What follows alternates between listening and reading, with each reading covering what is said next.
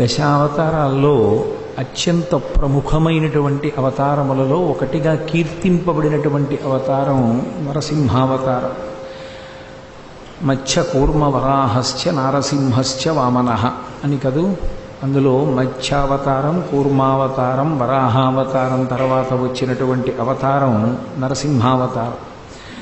నరసింహావతారం పైకి కనపడేటటువంటి కథ, దానికి ఎంత రంజకత్వం ఉంటుందో, ఎంత విశేషమైనటువంటి పద్యభాగంతో పోతన గారు దాన్ని ఆంధ్రీకరించారో, బాహ్య సౌందర్యంతో పాటుగా ఆంతరముగా మనం నిత్య జీవితంలో తెలుసుకుని అనుష్ఠించవలసినవి, మనసులో పదిలంగా జ్ఞాపకం పెట్టుకోవలసినటువంటివి అనేకమైనటువంటి విషయాల్ని భాగవతంలో నరసింహోపాఖ్యానంలో మనకి ఇచ్చారు మహానుభావుడు వ్యాస భగవానుడు. ఆ వ్యాస భగవానుడు ఎంత